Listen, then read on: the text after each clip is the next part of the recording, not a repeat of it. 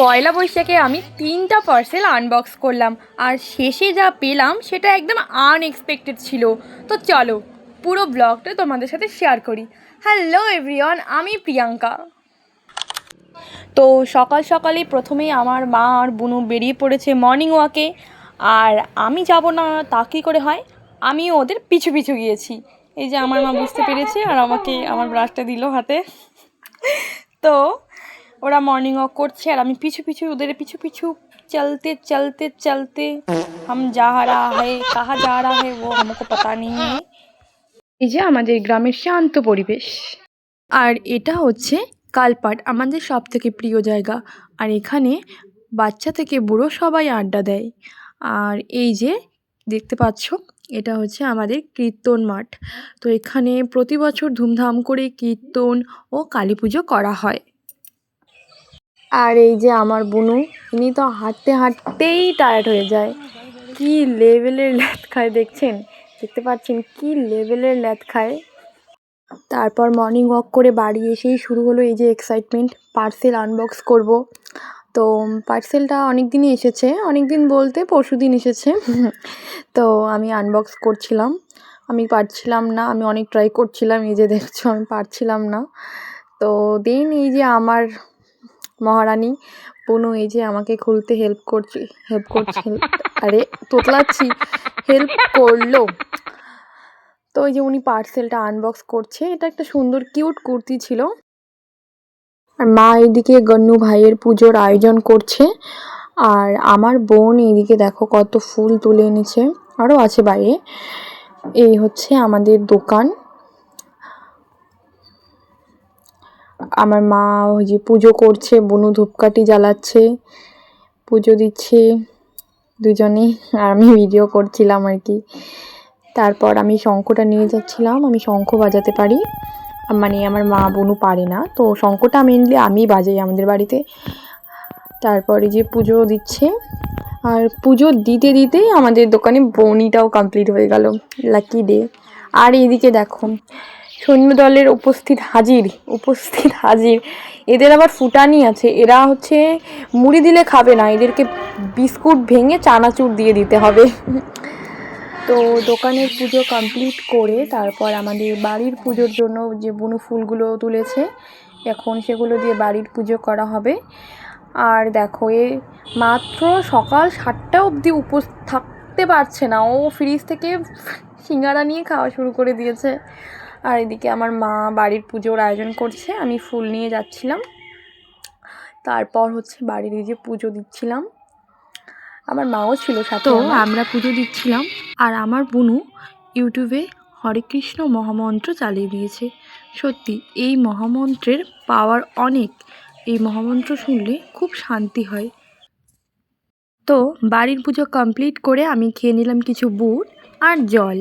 তারপর আমরা চা খেয়ে নিলাম ভুবুরা দিয়ে। আমি জানি অনেকে এই ভুবুরাটা কি জানো না, আমরা পেটুক বাঙালি বস। চা খেয়ে একটু পর দই চিরা, সাথে একটা কাঁচা লঙ্কা, খেতে যা টেস্ট লাগে না, পুরো ইয়াম্মি। তারপর আজকে যেহেতু পয়লা বৈশাখ, তো আমার মা আমার বুনুকে সুন্দর হেয়ারস্টাইল করে সাজিয়ে দিচ্ছিল। কারণ আমার বুনু না খুব চঞ্চল, ওর বাড়িতে একদম মন বসে না। ওর তো মা আগেই বলে দিয়েছে যে আজকে পয়লা বৈশাখ, আজকে কোথাও যাওয়া যাবে না, আজকে বাড়িতেই থাকতে হয়। তো এই কারণে ওকে তো বাড়িতে বিজি রাখতে হবে, তার জন্যই মা ওকে সুন্দর হেয়ারস্টাইল করে দিচ্ছিল। এই যে দেখেছো হেয়ারস্টাইলটা কতটা সুন্দর, কেমন লাগছে অবশ্যই কমেন্টে জানিও। তারপর যেহেতু আমরা বাঙালি, সো পয়লা বৈশাখের দিন মোটামুটি সবার বাড়িতেই মাছ ও মাংস হয়, তো আমাদের বাড়িতেও হবে। কিন্তু এই জিনিসটা না খুব খারাপ লাগে যে আমরা একটা শুভ দিনে একটা অবলা প্রাণীকে মেরে বারবার সেলিব্রেশন করি। কেন ভাই, এটা কতদিন আর চলবে আমি জানি না। তো কী আর করা যাবে, আমার বুনু মোবাইল দেখছিল আর সুন্দর করে সবজিগুলো মাকে কেটে দিচ্ছিল। দেখুন কত সুন্দর, মনেই হয় না যে একটা ছোট্ট বাচ্চা কাটছে। আমার বুনু কিন্তু কাজে কর্মে সত্যিই খুব লক্ষ্মী। তো তারপর হঠাৎ করে একটা কল আসলো পোস্ট অফিস থেকে যে আমার নাকি একটা পার্সেল এসছে। তো তার জন্য আমি স্কুটি নিয়ে বেরিয়ে পড়েছি। আমাদের বাড়ি থেকে রাস্তাটা যেহেতু একটু উঁচু, তাই আমার মা তুলে দিল স্কুটি। তারপর আমি স্কুটি নিয়ে পোস্ট অফিস গেলাম। আর আমি না জানিও না যে আমার ঠিক কোন পার্সেলটা এসেছে। আমি খুব কনফিউজড, মানে অনেক অর্ডার করেছি, তার মধ্যে পিয়ার পাচ্ছি, গোলাপ পাচ্ছি। আমি পার্সেলটা নিয়ে বাড়িতে চলে আসলাম, তো পরের ব্লগে শেয়ার করব পার্সেলে কি পেয়েছি। তো এইসব করতে করতে আমার মায়ের রান্না পুরো কমপ্লিট। আর আমি যেহেতু মাংস খাই না, তো আমি এই সবজিগুলো দিয়েই খেয়েছি। আর জানোই তো গ্যাসের কি অবস্থা, তাই আমার মা উনুনে দুধ গরম করতে দিয়েছে। দেখছো কত সুন্দর সর পড়েছে, সুন্দর না? আমার তো খুবই সুন্দর লাগছে। তো দুধটা আমি ঘরে নিয়ে যাচ্ছিলাম। মামা বলো মা, তুমি কি করো মা? বসে আছি। এই যে আমার মায়ের ছোট মা কল করছে মাকে শুভ নববর্ষ জানানোর জন্য। তো তারপর কথা বলে আমরা ঘুমিয়ে পড়েছিলাম। ঘুম ভাঙতে না ভাঙতেই দেখো দেখো এই ছোট্ট বাচ্চাটা আমাদের বাড়িতে এসছে। তারপর এই যে আমার বম্মা আসছে। এই বম্মাটা না আমাকে খুব ভালোবাসি, আমি নিজের মেয়ের মতো খুব ভালোবাসে।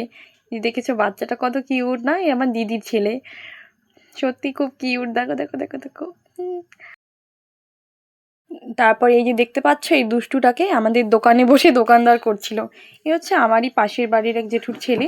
তো আমার মা আমাদের যে বাড়িতে এসেছে, আমার বম্মা তারপর আমার দিদি, তাদের জন্য চা বানাচ্ছিল। তারপর সবাই মিলে চা খেতে খেতে একটু গল্প করলাম, মানে বলতে গেলে পারফেক্ট বিকেলের একটা সুন্দর আড্ডা দিচ্ছিলাম সবাই মিলে। তারপর মা এই বম্মার সঙ্গে একটু গল্প করছিল, আর গল্প করতে করতে সন্ধ্যাবাতি দেওয়ার টাইম হয়ে গেল। তারপর আমি সন্ধ্যাবাতি কমপ্লিট করে আবার ফ্রিজ থেকে নিয়ে পায়েস খেয়ে নিলাম। তারপর ইউটিউব দেখতে দেখতে রাতের ডিনার কমপ্লিট করে নিলাম। আর আমি দেখছিলাম হচ্ছে এই দিদিটার ভিডিও। তোমরা কারা কারা এই দিদিটার ভিডিও দেখো অবশ্যই কমেন্ট করে জানাবে। এটা হলো পয়লা বৈশাখের সবথেকে আনএক্সপেক্টেড পার্সেল, যেটার কথা আমি ভিডিও শুরুতে বলেছি। তো আজকে সেকেন্ড পার্সেল, আর এই পার্সেলটা নিয়ে আমি পরের ব্লগে ভিডিও শেয়ার করব। আর ব্লগটা বেশি বড় করছি না। আমার দাদাও আমার এই ঠাম্মিতে এসেছে, আমরা গল্প শুনতে বসে গেছি, আমরা পার্সেলের ভিডিওটা না করেই। আমরা খুব গল্প আড্ডা, জানো তো তো এভাবে হাসি মজা ঠাট্টা গল্প করে আমাদের পয়লা বৈশাখটা খুব খুব খুব ভালো কেটেছে।